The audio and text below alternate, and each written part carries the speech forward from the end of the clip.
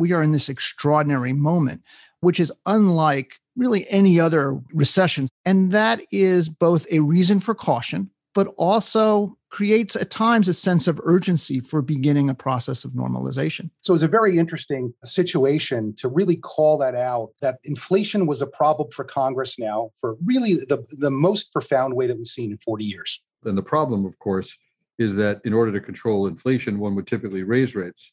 And in order to keep the economy running at a very hot speed, you would want to keep rates low. And that's the inherent contradiction.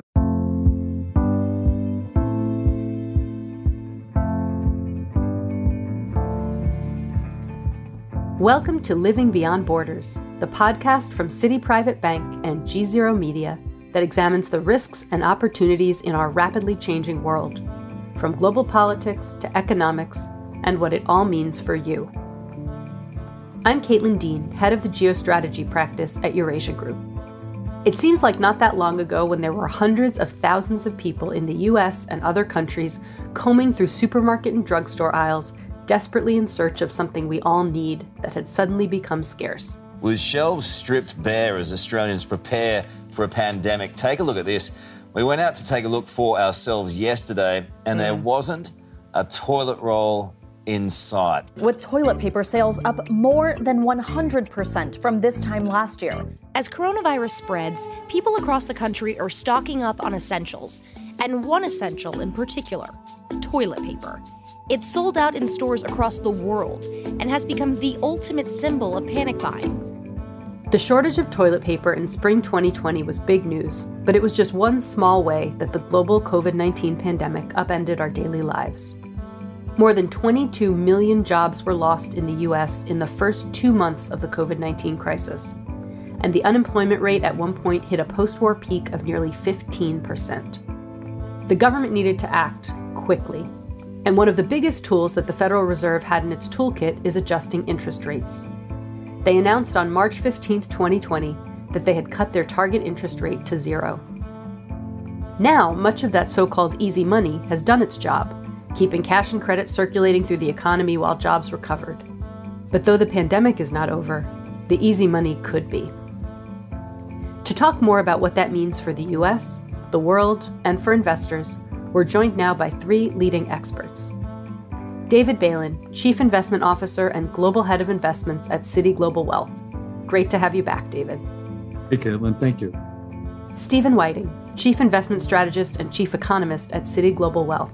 Hello, Steven. Hi, thank you, Caitlin. And we also have Rob Kahn, Practice Head of Geoeconomics at Eurasia Group. Welcome, Rob. Hi, Caitlin. It's great to be here. All right, so let's just level set to start. David, what do we mean when we say a period of free money? Well, it's not actually free. It's just extremely inexpensive. And what's going on right now really began in the response to the pandemic in 2020, when the Federal Reserve took the actual cost of capital down to zero, created a series of programs to allow access to the capital markets to ensure that they were functioning. And then subsequently, the government took monetary actions to actually support the economy actively by actually printing money.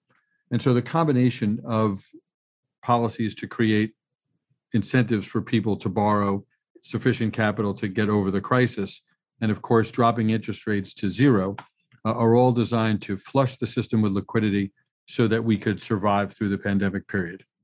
And at a basic level, remind our listeners what low interest rates mean for average people. How does it affect their daily lives? Well, let's look back. Over the course of the last 30 years, interest rates have come down almost that entire time, with a few peaks and troughs. And now interest rates are at the all-time low. So how it affects people is in several ways. In terms of the use of capital, it's how they go about borrowing money, for example, to buy a house or to actually buy a car for an individual person. So it lowers their cost of capital for the things that they want to do. For the economy, it actually lowers the cost of capital for companies that want to invest. And it certainly makes it more attractive for companies to buy other companies, to actually finance corporate financing activities. So all of that has an enormous impact on the individual consumer and the experience that they have. Steven, what's the motivation for the Fed to start raising interest rates after they've been so low for so long? Why does this money party have to come to an end? Well, they're not exactly looking forward to harming anything or anyone, but monetary policy has been set in emergency mode during 2020 and 21. And now that the economy is recovering and generating on the order, probably a forward-looking 300,000 jobs per month, backward-looking twice that, just setting monetary policy this way and financing most new credit creation in the economy of $120 billion per month of newly printed money to finance all of the borrowing in the economy, or most of it, is not consistent with long-run financial stability or price stability. Now, during a period when employment is still probably 6 million people short of where we would be if the economy were really normal, this is not an immediate threat. I think markets have toyed with that idea a little bit, but come around to the view that this is all about the distortions of COVID. But this is time for the Federal Reserve to be thinking about where the ends will meet in a couple of years. And at that point, will we not be intentionally overstimulating the economy?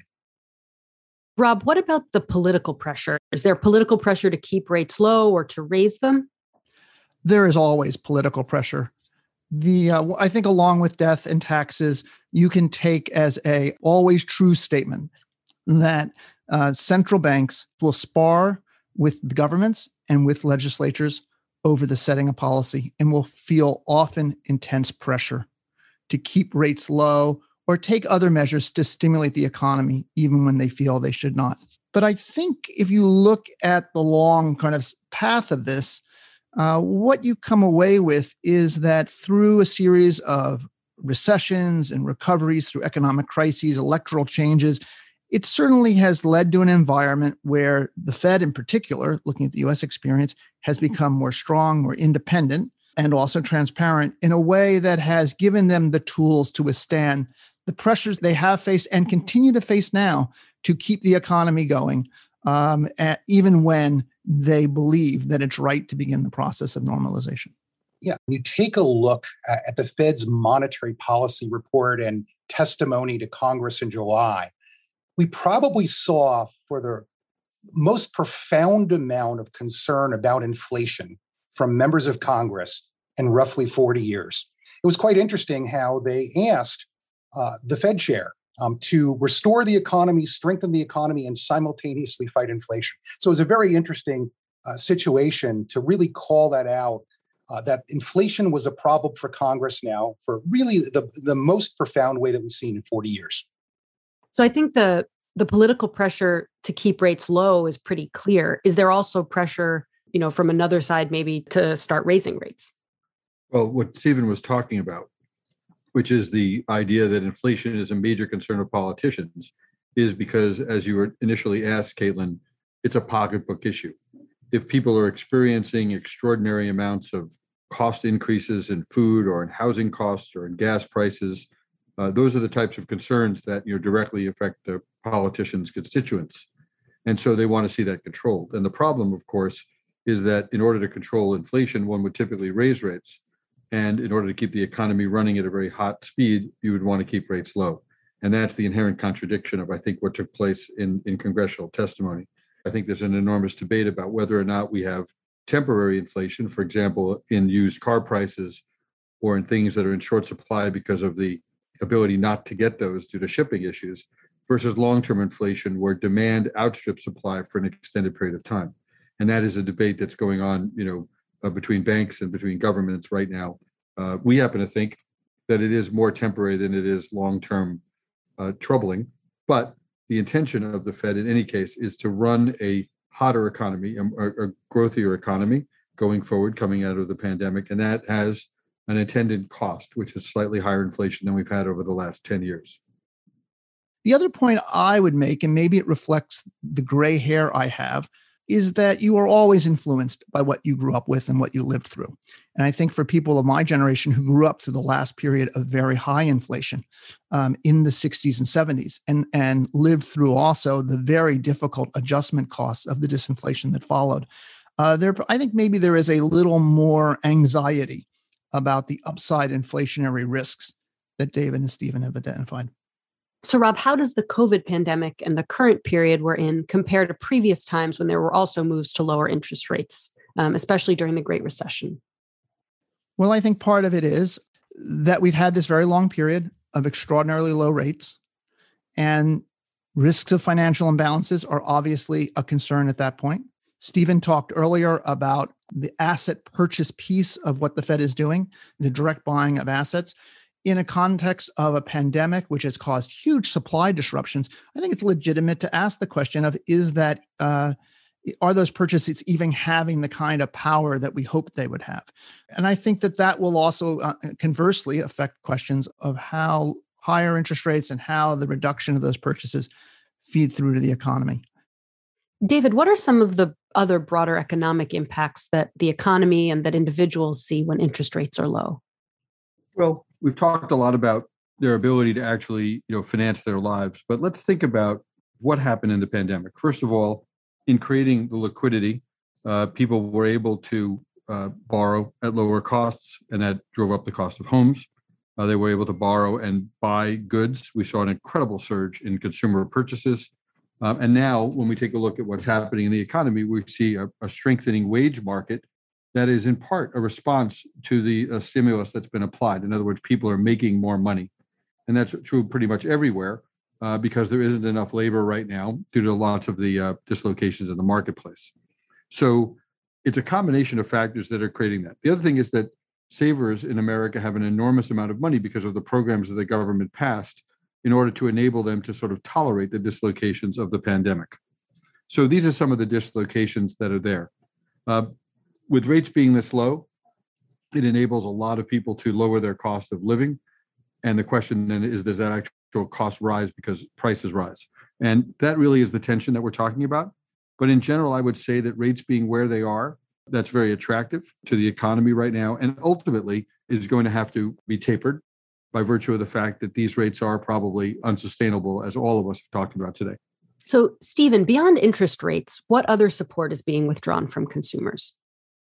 So it's all about perhaps less tailwind. If we take a look at fiscal policy, we had 6% of households lose a job. We had 85% of households get some sort of direct income support, right? These checks that were paid out as stimulus. Macroeconomic policy was very broadly supportive, not just in the United States, but especially in developed markets around the world. And yet the COVID shock was incredibly deep and severe in particular sectors, social close sectors. We've recovered 80% of the hospitality and leisure jobs lost, where literally in a single month, half of the people who work in restaurants lost their jobs, never seen before in history. And after we've recovered 80%, it still actually had the largest net decline in history. And yet unfilled job openings are at a record high. The economy overall is expanded, and macro policy, the way we formulate it, is really not meant to be focused on very, very specific individual needs, the needs of a particular restaurant where people wouldn't be able to come in because they don't feel safe from COVID, for example. So when you think about what was used in the last couple of years, we had fiscal stimulus of 13% of GDP, unheard of. Going forward, there will be more government spending if the administration's plans pass. There'll also be some more taxes. So it's a diminished positive, luckily being offset by quite a strong rebound in ordinary wage income. But we just have to remember, this is a highly distorted economy. Everything that we're saying about inflation now, a little bit of this is monetary. A lot of it is about distortions in what we spent on, things that no producer could ever predict. For example, if you take a look at the year through April, car and truck demand went up 43%. They couldn't possibly keep pace with that. And during that time, or at least, for now, we still have public transportation spending down 35%. Now, no one's cutting the cost of anyone's subway fare. So big distortions that have happened in the economy, these strange shifts that we've had in demand in the economy that we couldn't possibly cope with in real time. And coming out of this, a lot of these things will diminish. And I think a lot of people are quite worried about inflation and spending.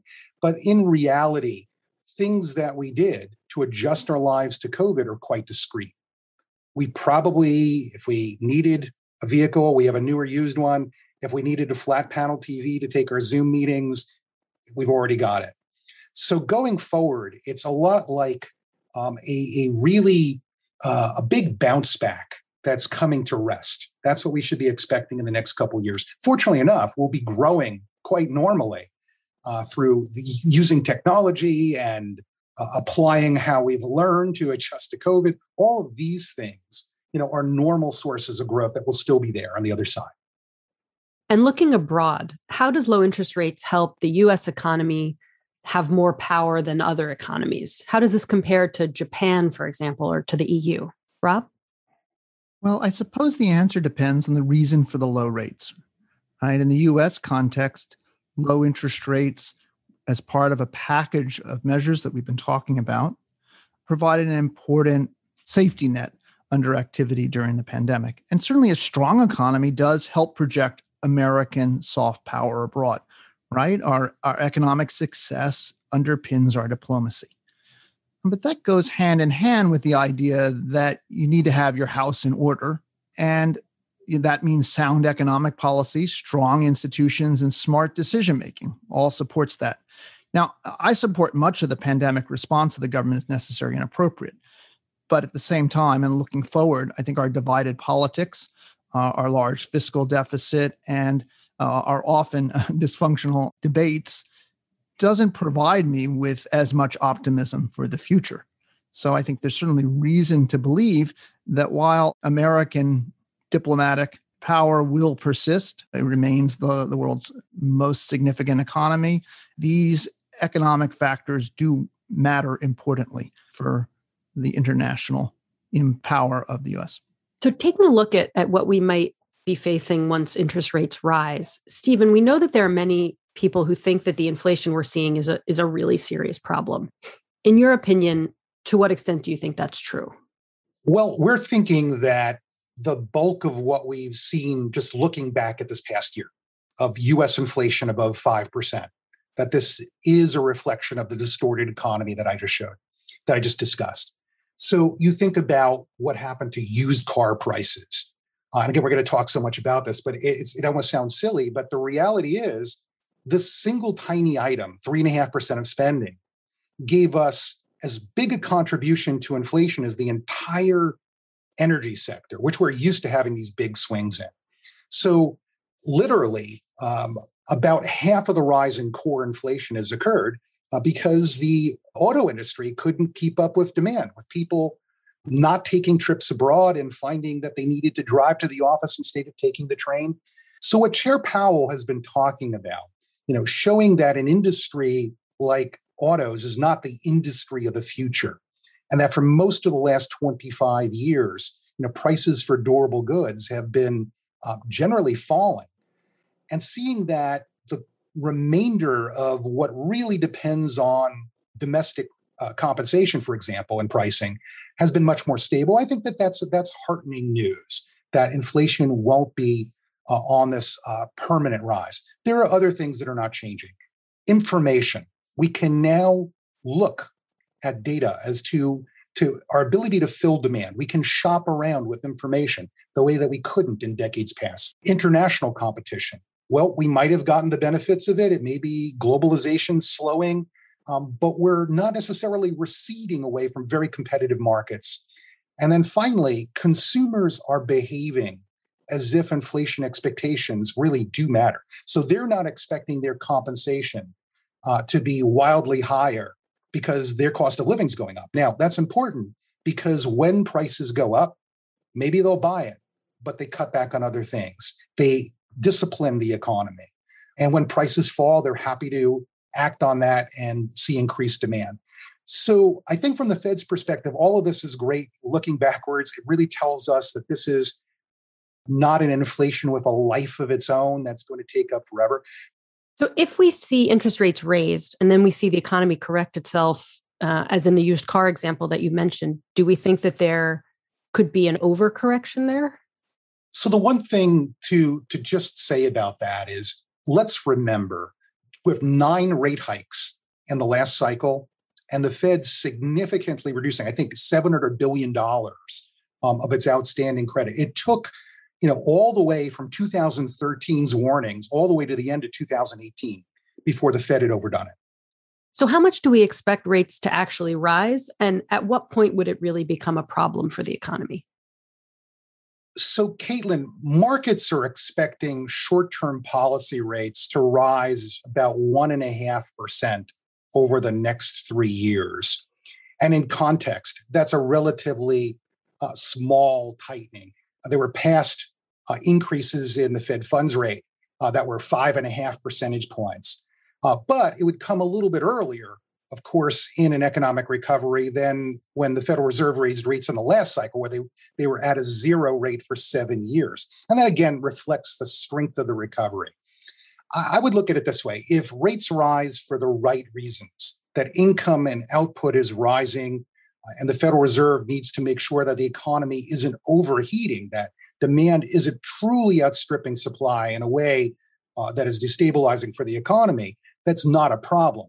Now, if we think about financial markets, we're embedding in an inflation-adjusted U.S. Treasury yield of minus 1% now.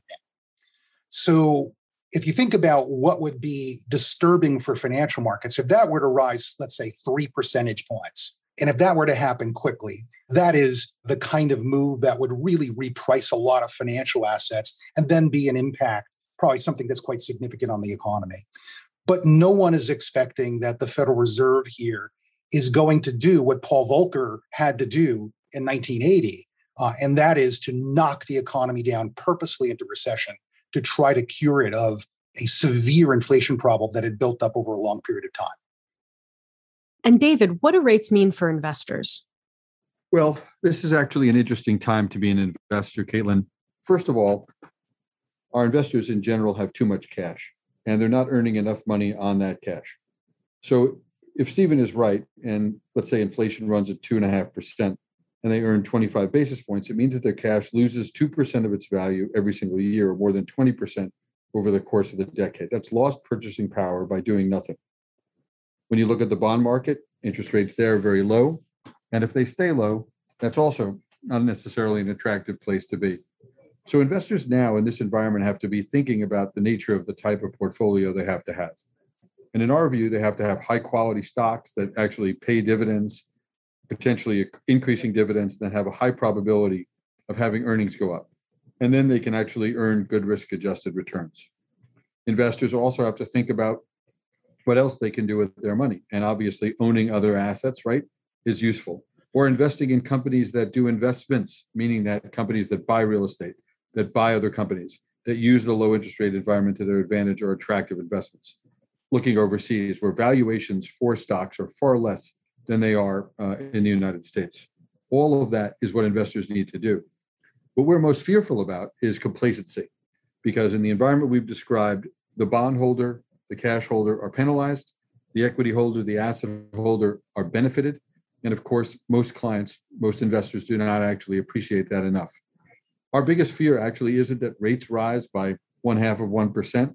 Our biggest fear is actually that investors take no action and don't modify their portfolios for the environment we've been talking about today. So let's get some closing thoughts. Steven, in your view, should consumers and or investors fear higher interest rates? I wouldn't fear higher interest rates. I'd consider how they're generated. If a deeper, broadening recovery, let's imagine a truly post-COVID world, generates higher credit demand and a higher cost of money, it's a higher return. It has historically not been an issue. And if there are some vulnerable parts in the world, we think that they're a lot smaller, right? If we think about the taper tantrum period of 2013 and 2014, the belief that QE to infinity was a little bit of the problem then. We subsequently had a massive energy cost bust with a booming industry producing in the United States, and there were consequences for suppliers. There were worries that China went from an economy where it could do no wrong to worries about massive savings outflows. I think the worry that we have now is healthy worry. So, in that regard, I think that the world can hold it together, but it really, really is going to be a different economy post-COVID. Thinking that we're going to go exactly back to where we were before just doesn't make a lot of sense. For example, demand and production of single-family housing and urban office space at the same time just doesn't both, work together, right, at the level that we have. We have come a long way, particularly in asset prices since the trough of this cycle. We've already done a lot to adjust away from this idea that we can just bounce back forever and really start thinking about where the sustainable sources of growth and portfolio returns are from. I'm sure they're not 30% returns per year, but they still can be very attractive. And I think we can have, some solace in the fact that, the U.S. economy has grown in 86% of months since World War II. If we think about fully global contractions like COVID or like the global financial crisis, they've been rare and far between. And David, what hidden problems do you think investors are going to face? I've already touched upon a couple of them, which is the need to reallocate portfolios pretty considerably right now, focusing more on dividends, focusing more on quality stocks, focusing on diversification, focusing on technology. I think this is a pretty brilliant time, though, for the U.S. economy. We've seen competitive advantages in venture capital companies across virtually every industry get accelerated by what's taking place in the economy right now. And the low cost of capital is part of that. The low cost of capital supports continued investment in technology broadly. So for us, we want investors to be wary of just looking at value stocks or old industries and saying, well, they look cheap, or growth stocks that just simply look expensive. It's actually the application of technologies in companies, how they go about changing the way they produce goods, the ways they deliver goods, the efficiencies that they drive, the customer service experience that they give. These are going to differentiate companies in the future. And while many of them understand that, there are many that do not. And so for an investor, they need to basically have the research or have access to the research and advice that allows them to build portfolios of those companies. Because as everyone's talked about today, we really are in a new economy that's truly been accelerated and advanced by the events of the pandemic and the way that humans have adapted to it. And Rob, do you have any other final thoughts for us? I think this new economy that we've all talked about and agree on does raise some really interesting questions about how central banks should think about the economy. For many years now, we've had it as a presumed fact that inflation should be 2%, and nearly all central banks, certainly all industrial world, set their inflation rates around that level. And I think coming out of this, we'll probably again ask ourselves, is that the right number? Is that the right way to think about not only inflation, but then how the trade-off between inflation and monetary policy and other elements of the economy, such as the labor market. And I think all of those are healthy and warranted. And we may end up with an interesting and new set of understandings and frameworks for how to operate monetary policy to have more flexibility when these type of the next shock occurs. Obviously, hopefully, it will be very much different from what we have faced this time as well. But we always want our central banks to have the toolkit and the political flexibility to respond aggressively as needed.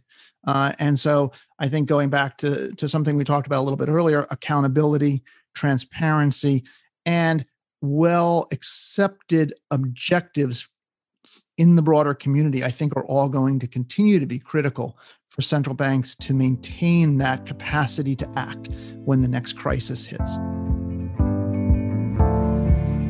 Well, thanks very much to all three of our guests for your time and your insights. Rob Kahn, Director of Geoeconomics at Eurasia Group, Steven Wieting, Chief Investment Strategist and Chief Economist at Citi Global Wealth, and David Bailin, Global Head of Investments and Chief Investment Officer at Citi Global Wealth. Thanks so much to all three of you. Yep, thanks, Caitlin. Thanks, guys. Thanks so much, Caitlin. Thank you, Caitlin. Thanks for having me. That's it for this episode of Living Beyond Borders. Stay tuned throughout the fall as we look at the biggest issues impacting your world and your money. Next time, the future of healthcare. I'm Caitlin Dean. Thanks for listening.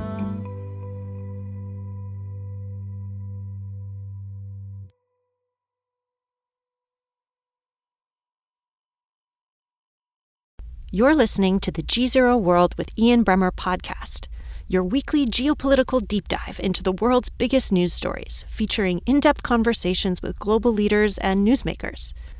To get more of GZERO's insights on global politics every morning, sign up for our free newsletter, GZERO Daily, at gzeromedia.com.